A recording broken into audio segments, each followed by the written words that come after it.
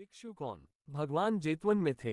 उस समय एक ब्राह्मण भगवान के पास आया और बोला, हे गौतम, आप अपने शिष्यों को भिक्षाटन करने से भिक्षु कहते हैं। मैं भिक्षाटन करता हूँ, अतः मुझे भी भिक्षु कहिए। भगवान ने कहा, हे ब्राह्मण, केवल भिक्षाटन करने मात्र से ही कोई भिक्षु नहीं होता है। मैं नहीं कह सकता कि तुम भिक्षु हो। तुम सिर्फ भिक्षाटन करते हो, इतने भर से भिक्षु कहलाने के पात्र नहीं हो जाते हो।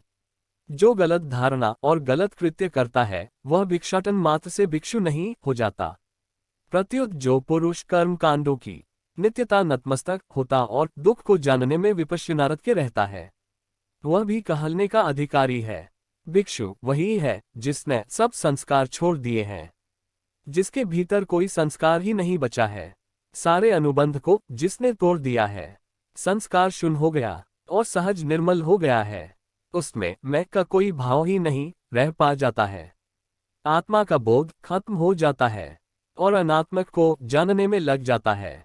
मैं मेरा ये सब आत्मा के भाव है, आज्ञा से भरे हैं, संस्कारों का ही दूसरा नाम है। और यह जानने में लग जाता है कि संस्कार भी अनित्य है, कोई भी शाश्वत नहीं, ध्रुव नहीं, सब कुछ सरिता के प्रवाह की तरह प्रवाहरत है। जो वस्तु के दुख स्वरूप को पहचान लेता है, दुखता को समझने में लग जाता है, वही भिक्षु कहलाने का अधिकारी है। उनके बारे में कोई गलत धारणा या विषम धर्म को अपनाकर भी मात्र से भिक्षु नहीं कहलाता है। हे ब्राह्मण, वह ऐसा जानकर आप पाप और पुण्य से भी भरे होने की सोचता है। पाप तो कुएं में धकेलते ही है, परंतु पुण्य को भी पकड़ के बैठ गए तो वह भी खाई में धकेल देता है।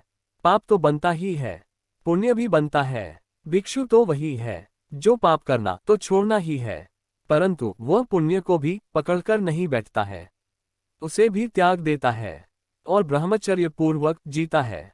सिर्फ भोगों को त्यागना ही नहीं है। ब्रह्मचर्य सिर्फ कामनाओं में नहीं उतरना। ब्रह्मचर्य अपने स्वरूप में स्थित होना, अपने निर्माण के पद पर अग्रसर होना, अत्यधिक भाव में रत होना है। ब्रह्मचर्य वह ज्ञानपूर्वक विचरण करता है। तथागत ने आगे कहा, मनुष्य इतनी मात्रा से भिक्षु नहीं हो जाता है कि वह दूसरों से भिक्षा मांगता है। समस्त धर्म को ग्रहण करके ही मनुष्य भिक्षु नहीं हो सकता है। जो यहाँ पुण्य और पाप को छोड़कर ब्रह्मचारी बन लोक में ज्ञानपूर्वक विचरण करता है, वही भिक्षु कहलाता है। भगवान ने उसे जेतवन में ये कहा, दूसरों के पास जाकर भिक्षा मांगने से कोई भिक्षु नहीं होता और न ही भिक्षु होता है विषम धर्म को ग्रहण करने से। जो यहाँ पुण्य और पाप को छोड़ ब्रह्मचारी बन ज्ञान के साथ लोक में विचार करता है, वह भिक्षु कहलाता है।